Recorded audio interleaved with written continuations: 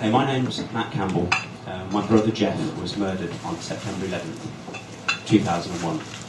He was 31.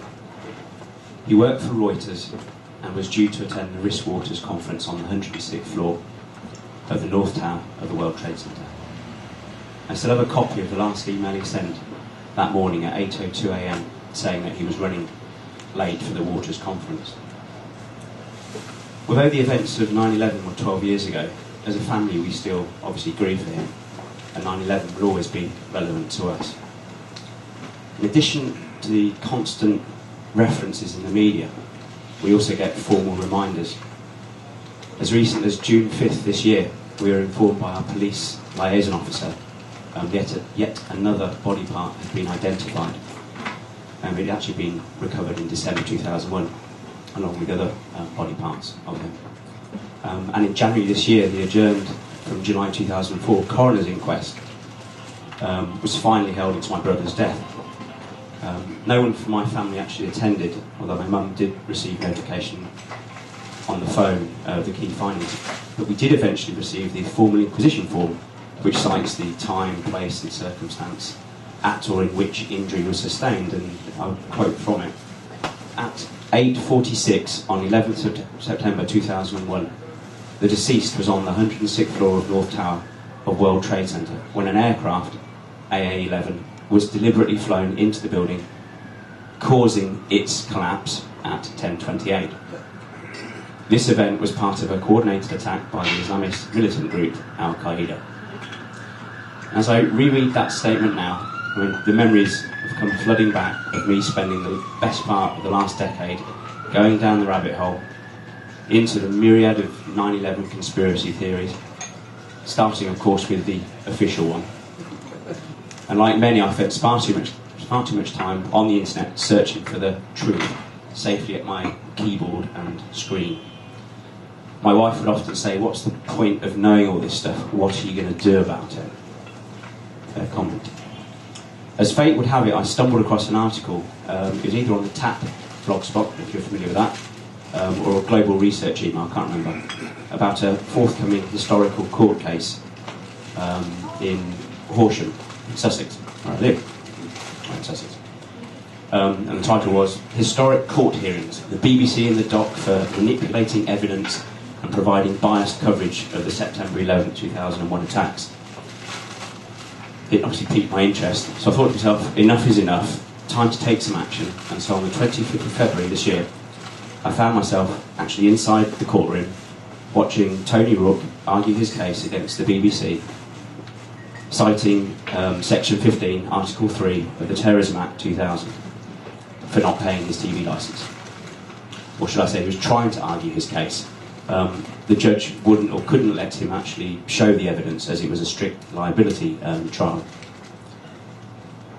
However, the fact that the district judge had actually allocated some 2 or 3 hours for a strict liability case, because he'd actually seen and looked at the quality and quantity of evidence pre-trial, speaks volumes. I had a brief chat with Tony in the pub afterwards, after his moral victory. He got a conditional discharge and no fine. And a couple of months later, I attended my first Reinvestigate 9/11 meeting at Conway Hall. I met a few of you there. One of the problems I see at getting the 9/11 reinvestigated and obtaining the necessary support from the public is there are so many conspiracy theories out there. And of course, the mainstream media, like the BBC, have helped brand many truthers as crazy people. And to be fair, some theories are crazy. My favourite one is that my brother and his photo and images of him was a software construct. Not true. Some seem more based on tenuous speculation rather than hard facts, which, even if they are true, is extremely hard to prove in a court of law. So you end up going round and round in circles, which was pretty much what I did for 10 years. There are so many reasons why I want 9/11 reinvestigated. And the main reason that I've decided to go public with my support is because of Building 7 and the support of physics. The symmetrical freefall evidence is incontrovertible. Building 7 was not brought down by office fires. It had to be done by some sort of a controlled demolition, which must cast, to use a Rethink 9/11 phrase, serious doubt on the official account of 9/11, obviously then some.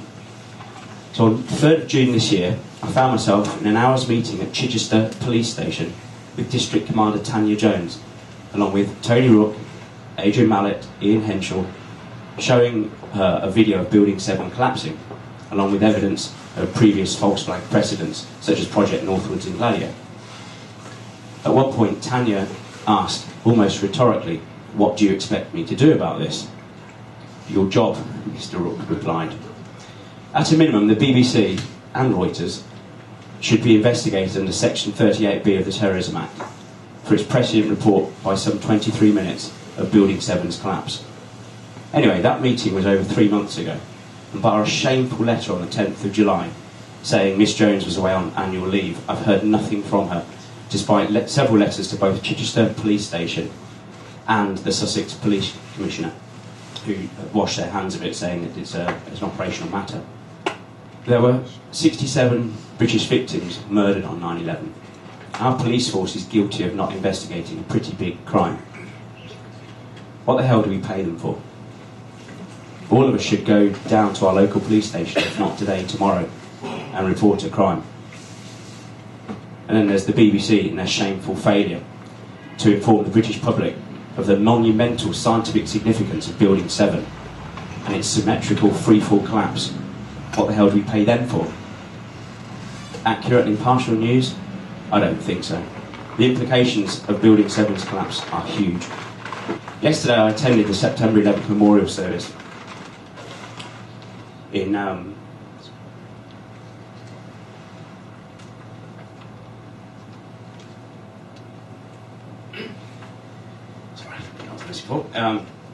attended the memorial service in Grosvenor Square Gardens near the US Embassy. The number of family members is still as strong as it was when the garden was first opened on September 11th, 2003. For many, the grief is very strong, very evident. I mean, children who lost their parents when they were young are now, as you know, becoming young adults, are now reading out their father or mother's name and trying to hold it together, as I am, and failing to do so. I haven't spoken to anyone in the September 11 UK support group about rethinking or reinvestigating 9/11 yet. It's hard enough trying to do that with your members of your own extended family. However, Building 7 is making that easier. My mother wants 9/11 reinvestigated and wants the truth to come out. She reads out Jeff's name every year at the memorial service. She's unbelievably strong. I vividly remember the day we received some more of Jeff's remains. This was back in 2008. It was his scalp with hair attached to his skin, the soft tissue of his left ear, his eye socket and his eyebrow, along with some of his right jaw and 3 teeth. No one, let alone a mother, should have to witness and experience that. And yet it continues, the false flags, the illegal wars.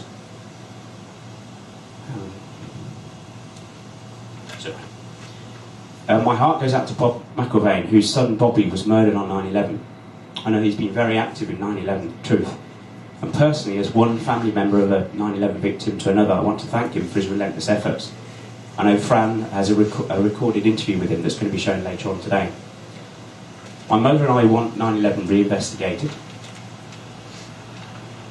Building 7 was not brought down by office fires, and 9/11 has been used for the basis of the war on terrorism, the continuing deaths of hundreds of thousands, if not millions of innocent people, and the continuing erosion of our civil liberties. How far down the road do you and your family want to go? Enough is enough. We need to know the whole truth. Thanks.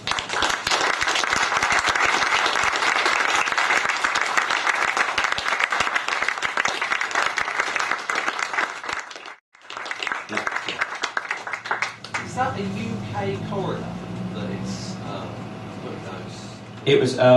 It was a UK coroner. As far as I know, it was adjourned because there was more than one body. I think there was like 5 or 6 people, and for whatever reason they adjourned it for 6-7 years. Is he going to attempt to challenge that report? That's gone. I don't think there's anything we either could have done because I don't really understand the public. Sorry, it's an inquest done. It's been done actually back in January. I mean, my mum knew it was happening, but didn't want to attend. Because, yeah. Yes. You asked a question, I hope it wasn't rhetorical, saying who do we pay for the BBC, and I think we all know who we pay. I don't, because I don't pay them anything, but those who do, we pay the scum, which has risen to the top as it does in nature, and should be blown away, should have been blown away a long time ago. Patton and the last chairman, who we've just seen the theatre on the public networks about their hand-in-pocket line with criminality at that level. These people are sick. The 5%, the 1%, 0.1% are pathogens of our species, and we've got to get rid of them. Not kill them necessarily, but put them out of. I mean, I'm not paying my TV licence, and I've written several letters trying to bring on the court case. Yeah. I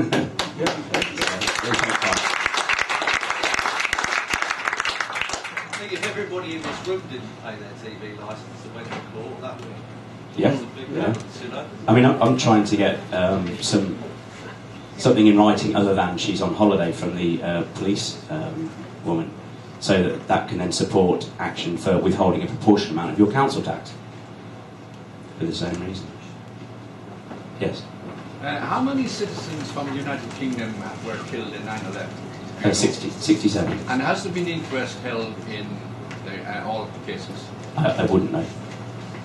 I don't know. Because there has been a ruling just a month ago in the European Court of Human Rights in relation to inquest.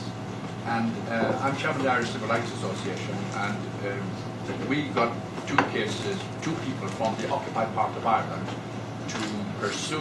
There has been the SAS killed about 41 people in the occupied part of Ireland, and still no inquest has been held, some of them 24 years on. So two citizens of Ireland from the occupied part of Ireland took the case to the European Court, and the European Court has awarded them cost because the inquest have not been held. And they have more or less ordered that the inquest into the other cases be held. I've got details of it here in my pocket if I can give it to you. But the whole press here in the United Kingdom, the television, the radio, and even in Ireland, they suppress the whole thing. But it is, if you check, it's a ruling of the European Court of Human Rights in relation to inquests.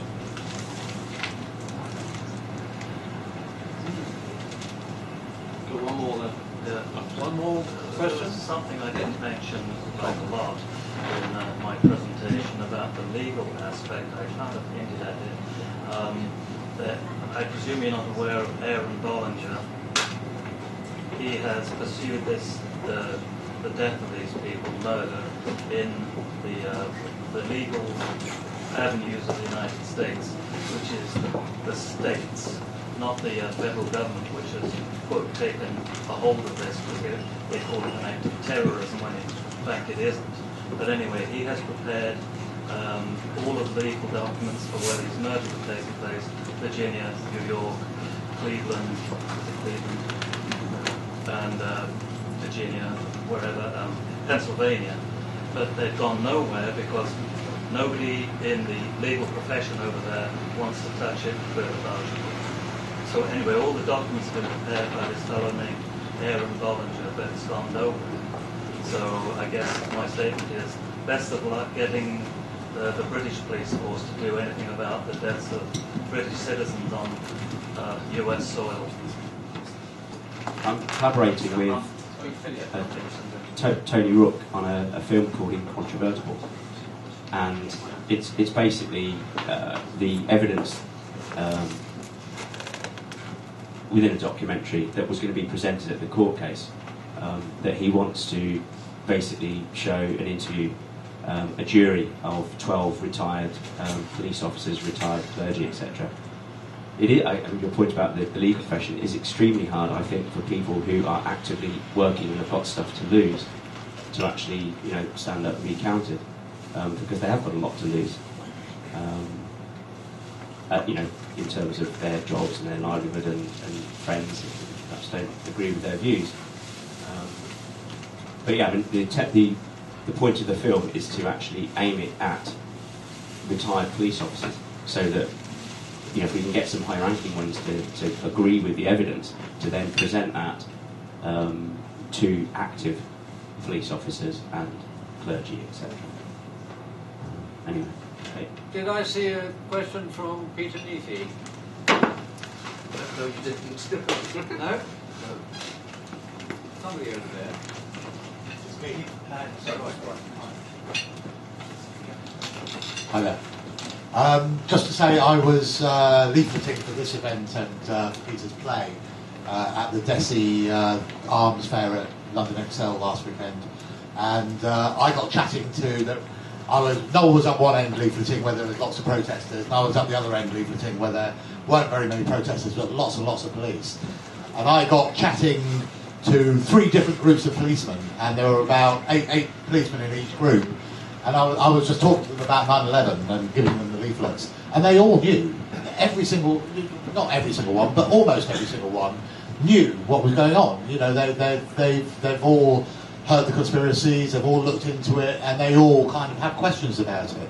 To the point where one of the policemen said to me, have you ever heard of a guy called Danny Jenko or something like that? And I said, Danny Javenko, the Dutch demolition expert. And he said, yeah. He said, and he rushed into the police van and he brought out a magazine, and this magazine was about unsolved mysteries. And there was a big sort of 5-page spread about all the people that have died surrounding 9/11. And this guy pulled it out and spread it out on the bonnet of his van, and all the other coppers were all around, and they're all agreeing with it. So I've been doing this for about 5 years, and the public and the police, the way the consciousness has changed about this is very, very amazing and very encouraging, really. And so we are winning in a little way. I think we're getting there slowly.